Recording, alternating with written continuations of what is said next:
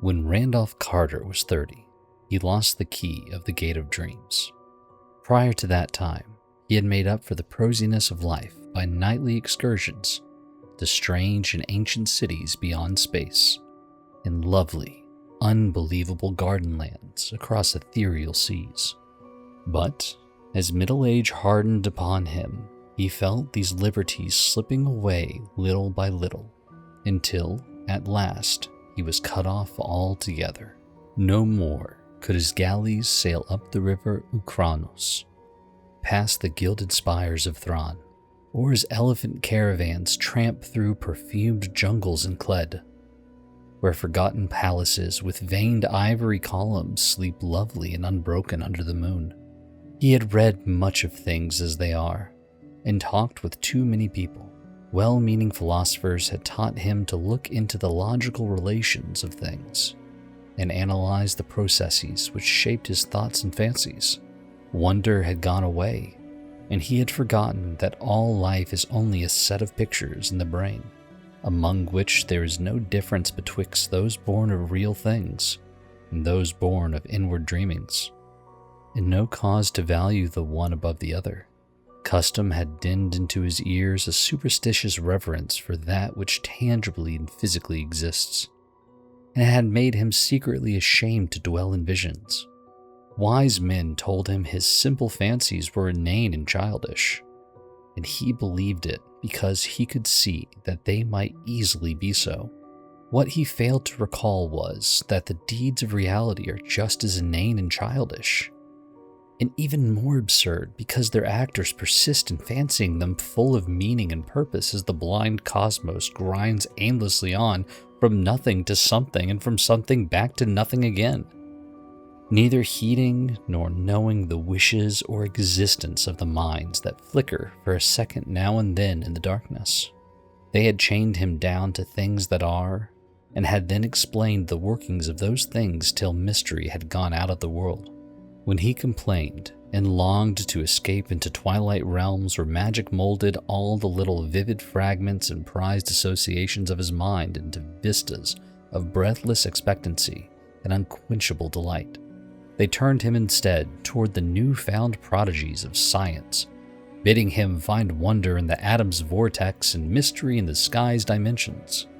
And when he had failed to find these boons in things whose laws are known and measurable, they told him he lacked imagination and was immature because he preferred dream illusions to the illusions of our physical creation. So, Carter had tried to do as others did, and pretended that the common events and emotions of earthly minds were more important than the fantasies of rare and delicate souls. He did not dissent when they told him that the animal pain of a stuck pig or dyspeptic plowman in real life is a greater thing than the peerless beauty of Narath with its 100 carven gates and domes of Chanceldony, which he dimly remembered from his dreams. And under their guidance, he cultivated a painstaking sense of pity and tragedy. Once in a while, though, he could not help seeing how shallow, fickle, and meaningless all human aspirations are, and how emptily our real impulses contrast with those pompous ideals we profess to hold. Then he would have recourse to the polite laughter they had taught him to use against the extravagance and artificiality of dreams. For he saw that the daily life of our world is every inch as extravagant and artificial, and far less worthy of respect because of its poverty and beauty, and its silly reluctance to admit its own lack of reason and purpose. In this way, he became a kind of humorist, for he did not see that even humor is empty in a mindless universe devoid of any true standard of consistency or inconsistency. In the first days of his bondage, he had turned to the gentle churchly faith endeared to him by the naive trust of his fathers, for thence stretched mystic avenues which seemed to promise escape from life. Only on closer view did he mark the starved fancy and beauty, the stale and prosely triteness, and the owlish gravity and grotesque claims of solid truth, which reigned boresomely and overwhelmingly among most of its professors. or feel to the full the awkwardness with which it sought to keep alive as literal fact the outgrown fears and guesses of a primal race confronting the unknown. It wearied Carter to see how solemnly people tried to make earthly reality out of old myths, which every step of their boasted science confuted. And this misplaced seriousness killed the attachment he might have kept for the ancient creeds had they been content to offer the sonorous rites and emotional outlets in their true guise of ethereal fantasy. But when he came to study those who had thrown off the old myths, he found them even more ugly than those who had not. They did not know that beauty lies in harmony, and that the loveliness of life has no standard amidst an aimless cosmos save only its harmony with the dreams and the feelings which have gone before and blindly molded our little spheres out of the rest of chaos. They did not see that good and evil and beauty and ugliness are only ornamental fruits of perspective, whose sole value lies in their linkage to what chance made our fathers think and feel, and whose finer details are different for every race and culture. Instead, they either denied these things altogether, or transferred them to the crude, vague instincts which they shared with the beasts and peasants, so that their lives were dragged malodorously out in pain, ugliness, and disproportion, yet filled with a ludicrous pride at having escaped from something no more unsound than that which still held them. They had traded the false gods of fear and blind piety for those of license and anarchy. Carter did not taste deeply of these modern freedoms, for their cheapness and squalor sickened a spirit-loving beauty alone, while his reason rebelled at the flimsy logic with which their champions tried to gild brute impulse with a sacredness stripped from the idols they had discarded. He saw that most of them, in common with their cast-off priestcraft, could not escape from the delusion that life has a meaning apart from that which men dream into it, and could not lay aside the crude notion of ethics and obligations beyond those of beauty, even when all nature shrieked of its unconsciousness and impersonal unmorality in the light of their scientific discoveries. Warped and bigoted with their preconceived illusions of justice, freedom, and consistency, they cast off the old lore and the old ways with the old beliefs, nor ever stopped to think that lore and those ways were the sole makers of their present thoughts and judgments, and the sole guides and standards in a meaningless universe without fixed aims or stable points of reference. Having lost these artificial settings, their lives grew void of direction and dramatic interest, till at length they strove to drown their ennui in bustle and pretended usefulness, noise and excitement, barbaric display and animal sensation. When these things palled, disappointed, or grew nauseous through revulsion, they cultivated irony and bitterness, and found fault with the social order. Never could they realize that their brute foundations were as shifting and contradictory as the gods of their elders, and that the satisfaction of one moment is the bane of the next. Calm, lasting beauty comes only in dream, and this solace the world had thrown away, when in its worship of the real, it threw away the secrets of childhood and innocence. Amidst this chaos of hollowness and unrest, Carter tried to live as befitted a man of keen thought and good heritage. With his dreams fading under the ridicule of the age, he could not believe in anything, but the love of harmony kept him close to the ways of his race and station. He walked impassive through the cities of men, and sighed because no vista seemed fully real, because every flash of yellow sunlight on tall roofs and every glimpse of balustraded plazas and the first lamps of evening served only to remind him of his dreams he had once known, and to make him homesick for ethereal lands he no longer knew how to find. Travel was only a mockery, and even the Great War stirred him but little, though he served from the first in the Foreign Legion of France. For a while he sought friends, but soon grew weary of the crudeness of their emotions, and the sameness and earthiness of their visions. He felt vaguely glad that all his relatives were distant and out of touch with him, for they could not have understood his mental life. That is, none but his grandfather and great-uncle Christopher could, and they were long dead. Then he began once more the writing of books, which he had left off when dreams first failed him. But here, too, was there no satisfaction or fulfillment, for the touch of earth was upon his mind, and he could not think of lovely things as he had done of yore. Ironic humor dragged down all the twilight minarets he reared, and the earthly fear of improbability blasted all the delicate and amazing flowers in his fairy gardens. The convention of assumed pity split mawkishness on his characters, while the myth of an important reality and significant human events and emotions debased all his high fantasy into thin-veiled allegory and cheap social satire. His new novels were successful as his old ones had never been. Because he knew how empty they must be to please an empty herd, he burned them and ceased his writing. They were very graceful novels, in which he urbanely laughed at the dreams he'd lightly sketched, but he saw that their sophistication had sapped all their life away. It was after this that he cultivated deliberate illusion, and dabbled in the notions of the bizarre and the eccentric as an antidote for the commonplace. Most of these, however, soon shewed their poverty and barrenness, and he saw that the popular doctrines of occultism are as dry and inflexible as those of science, yet without even the slender palliative of truth to redeem them. Gross stupidity, falsehood, and muddled thinking are not dream, and form no escape from life to a mind trained above their level. So Carter bought stranger books and sought out deeper and more terrible men of fantastic erudition, delving into arcana of consciousness that few have trod, and learning things about the secret pits of life, legend, and immemorial antiquity, which disturbed him ever afterward. He decided to live on a rarer plane, and furnished his Boston home to suit his changing moods. One room for each hung in appropriate colors, furnished with befitting books and objects, and provided with sources of the proper sensations of light, heat, sound, taste, and odor. Once he heard of a man in the South who was shunned and feared for the blasphemous things he read in prehistoric books and clay tablets smuggled from India and Arabia.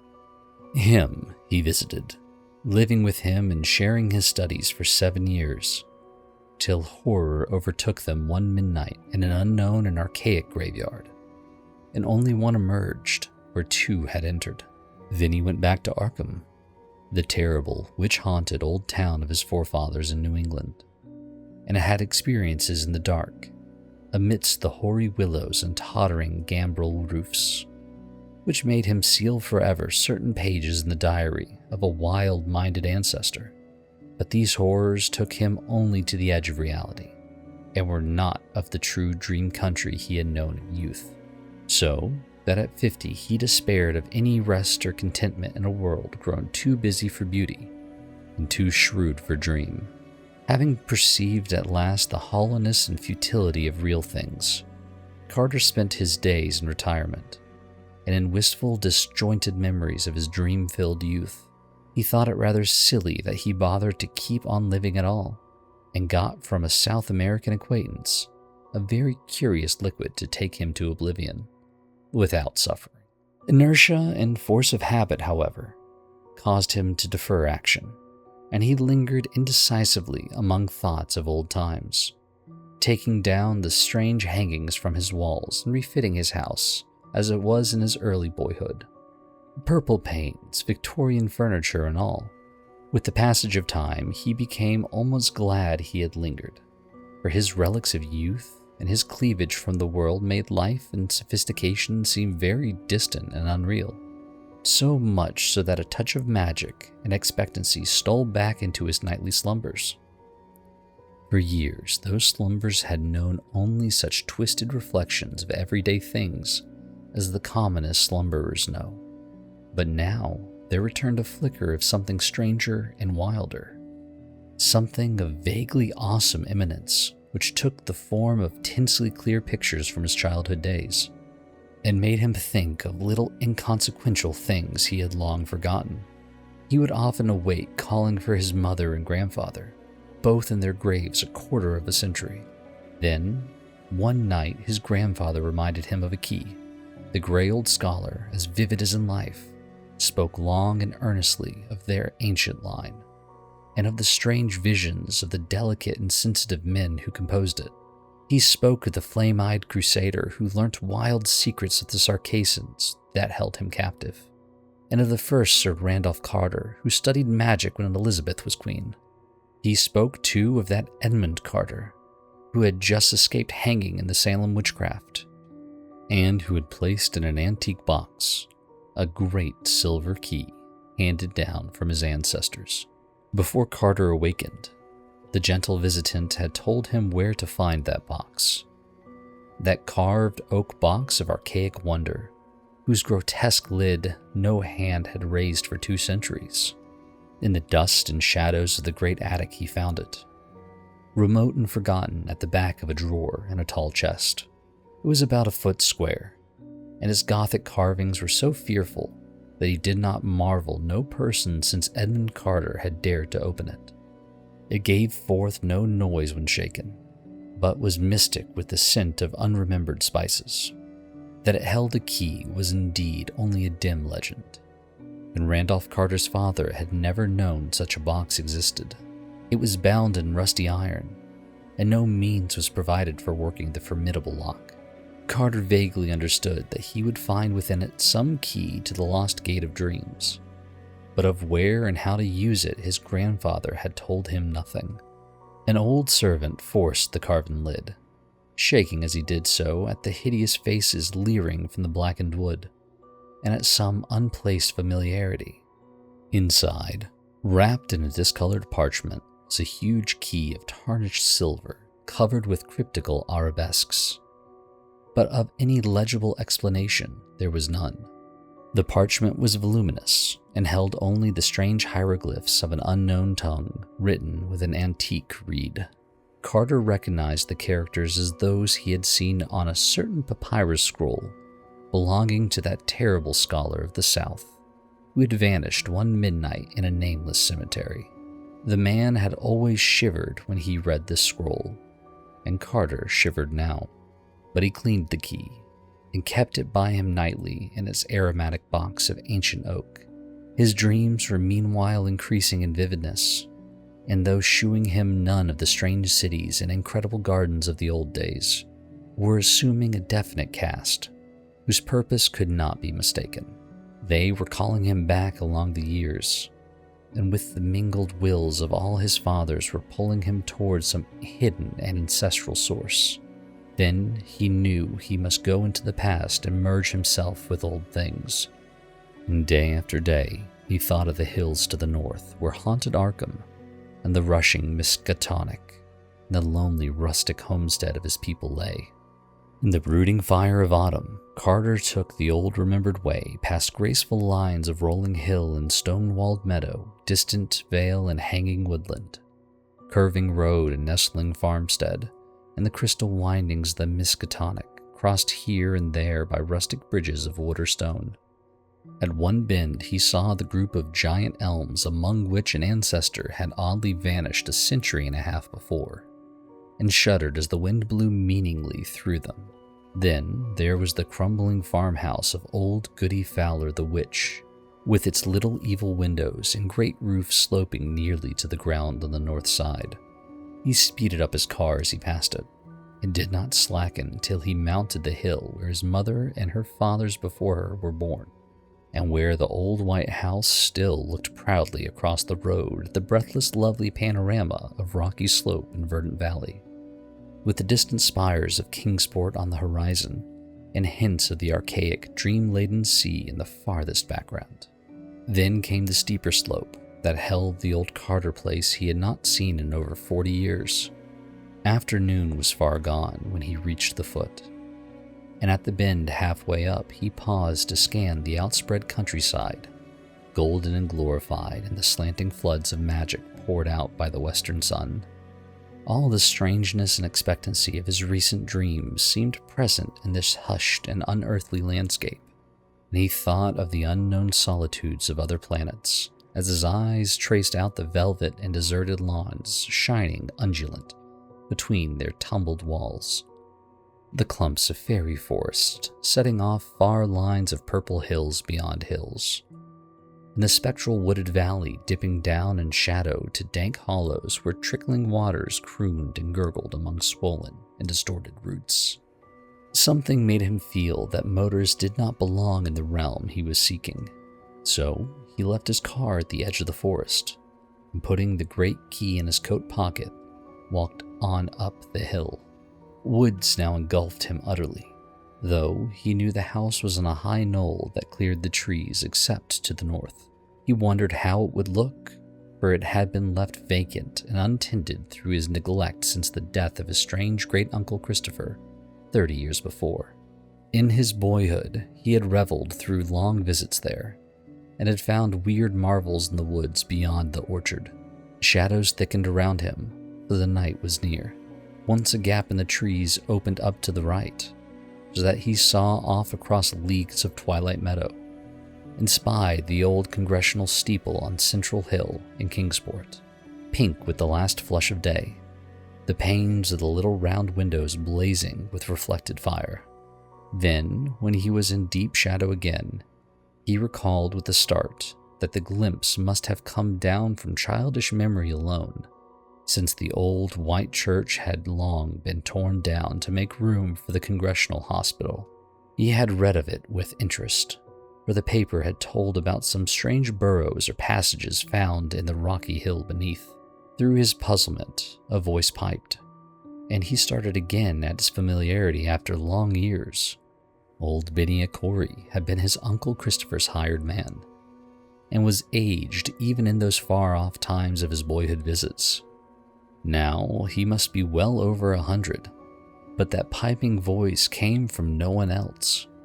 He could distinguish no words, yet the tone was haunting and unmistakable.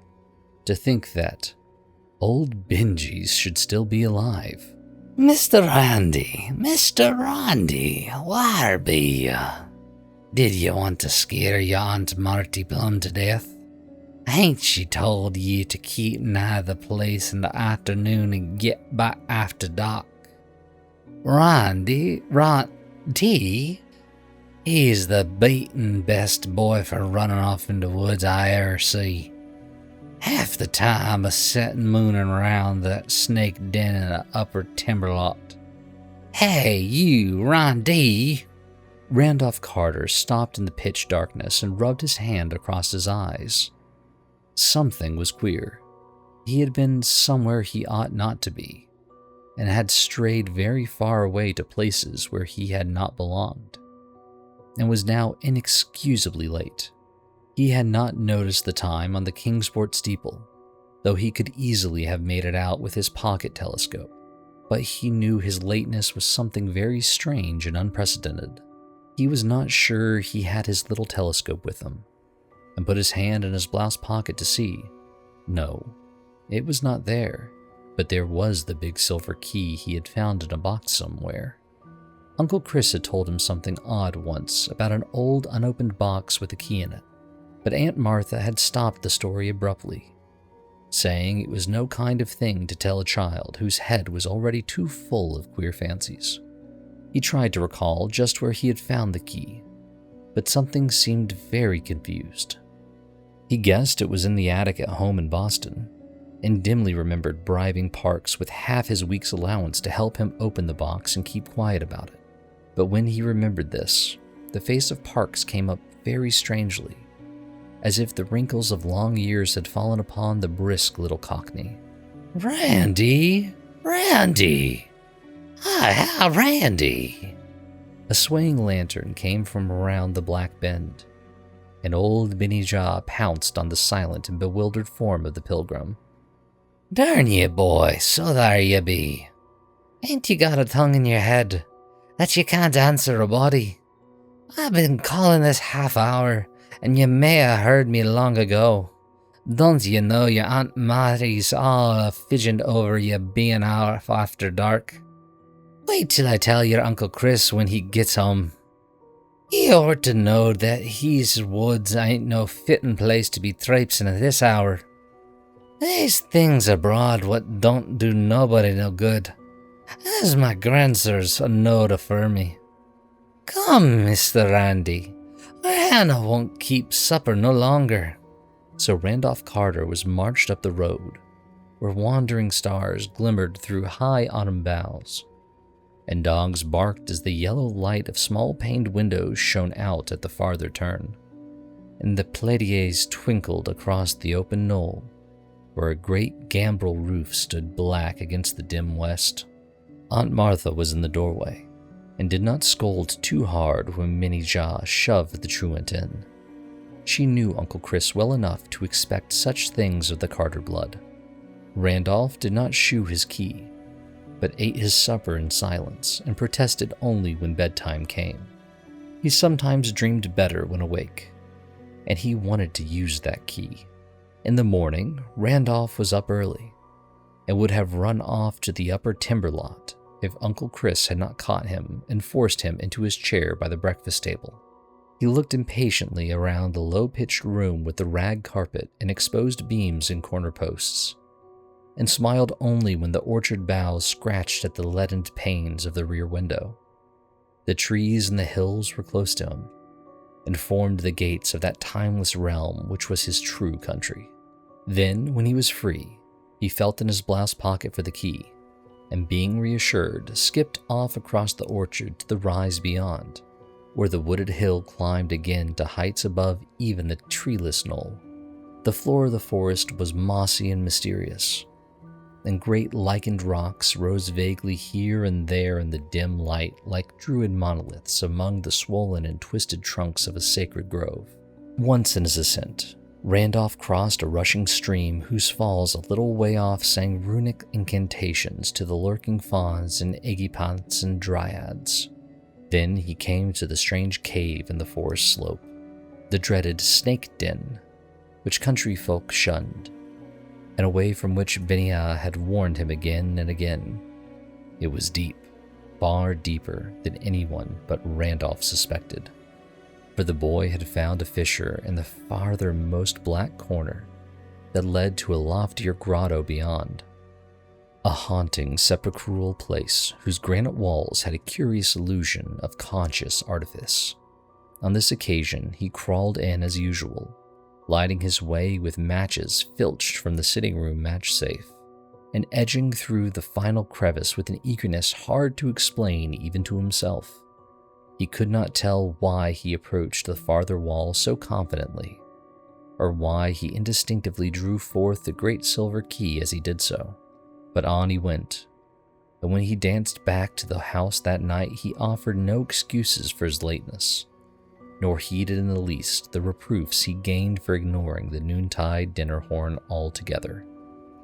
Now, it is agreed by all the distant relatives of Randolph Carter that something occurred to heighten his imagination in his 10th year. His cousin, Ernest B. Aspinwall, Esquire, of Chicago, is fully 10 years his senior, and distinctly recalls a change in the boy after the autumn of 1883. Randolph had looked on scenes of fantasy that few others can ever have beheld, and stranger still were some of the qualities which he shewed in relation to very mundane things.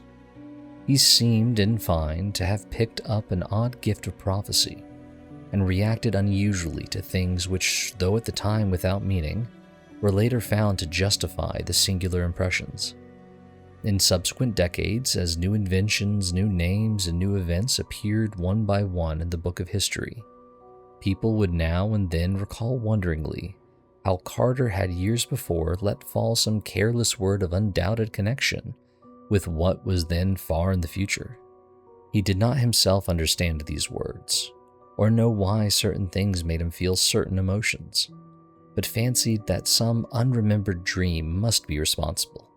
It was as early as 1897 that he turned pale when some traveler mentioned the French town of Belloy and Santaré, and friends remembered it when he was almost mortally wounded there in 1916, while serving with the Foreign Legion in the Great War. Carter's relatives talk much of these things, because he has lately disappeared. His little old servant Parks, who for years bore patiently with his vagaries, last saw him on the morning he drove off alone in his car with a key he had recently found.